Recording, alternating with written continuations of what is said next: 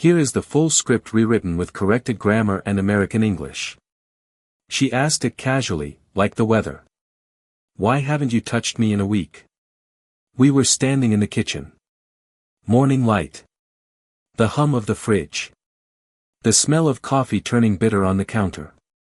Her hand brushed my arm, practiced tenderness. I smiled, slow and measured. That message you meant for your sister, I said, still smiling. You accidentally sent it to me.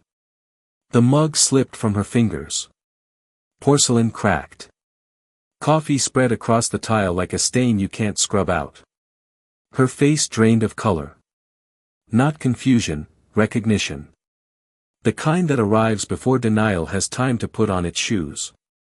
That was the moment everything aligned. Not the betrayal. The control. I used to believe love was a quiet agreement. Two people choosing each other again and again, even when no one is watching. I believed in rituals, Sunday breakfasts, the way she leaned her head against my shoulder during bad movies, the small, boring miracles that make a life feel solid. I replay those memories now like evidence in a trial I didn't know I was preparing for. There were early signs. There always are. The phone face down, the sudden new laugh that didn't belong to me. The way her stories developed gaps, tiny at first, then wide enough to fall through if you stepped wrong. I told myself it was stress, work, time, the erosion every marriage whispers about. I didn't want to be the man who interrogates love until it confesses to crimes it hasn't committed. So I ignored the itch at the back of my mind, the one that flared every time she smiled at a notification she didn't show me. Then the message arrived. A vibration, a soft chime, my name on the screen, her phone left charging on the counter like a loaded gun no one warned me about. Asterisk I can't stop thinking about last night. He makes me feel alive again. Don't tell anyone. Especially him, asterisk signed with a heart. It wasn't meant for me. It was meant for her sister. The irony would have been funny if it hadn't felt like someone had reached into my chest and turned something vital off. Time slowed. Sound drained from the room. I remember the dust floating in the light. I remember my hands didn't shake. That surprised me. Pain, yes, but also clarity. Clean and sharp. I locked the phone. Put it back exactly where it was. And something in me closed with a click. Grief is loud. Resolve is quiet. I watched her after that. Really watched, the way she hummed while texting. The late work dinners, the perfume she wore only on Thursdays. She didn't know she was being studied. People rarely do. They assume their secrets are private. I became a student of her tells. The pause before she said my name. The eagerness to leave the room for a call. The impatience when I asked about her day. Every detail added weight. Every lie stacked neatly on the last. I didn't confront her. Confrontation is messy. It lets the guilty rewrite the narrative in real time. I wanted the truth in its original packaging. So I waited. I checked phone records. Cloud backups. A shared tablet she forgot existed. Screenshots bloomed like bruises. Dates. Places. A pattern so consistent it might as well have been a schedule.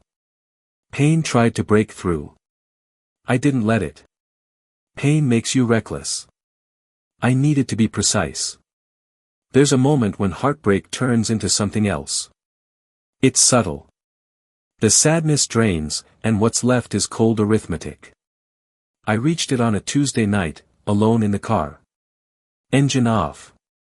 The city breathing around me. I didn't want revenge. I wanted balance. She had rewritten our marriage without my consent. I would edit the ending. The plan didn't arrive fully formed. It never does. It assembled itself slowly, like a city skyline seen through fog. I didn't rush it. I refined it. I let her think everything was normal. I laughed at the right moments. Kissed her forehead. Asked about her sister with an interest sharp enough to draw blood if she had noticed. She didn't. I made calls, quiet ones. I learned names. I learned leverage. I learned that secrets, like people, hate being crowded. I waited for the right stage. It came sooner than expected. Her company's anniversary party. A rented hall. Too much glass. Too many smiles. Her lover would be there.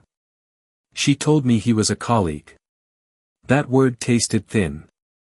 I dressed carefully, dark suit, clean lines. I wanted to look like a man who belonged anywhere he stood. She looped her arm through mine. Possessive. Nervous. The irony pressed against my ribs. Music swelled. Glasses clinked. Laughter ricocheted off polished walls. I spotted him across the room, confidence worn like a cheap watch. He laughed too loud. He didn't see me watching him watch her. I felt nothing. That was the victory. At exactly 8:30, I asked for the microphone. A harmless request. A toast, I said. People love toasts. They quiet down for them. I talked about trust, about how easy it is to believe you know someone completely. Heads nodded. Smiles widened. My wife squeezed my hand, relief blooming across her face. She thought this was about us. Then I told a story. I described a man who believed in honesty. A woman who believed in excitement.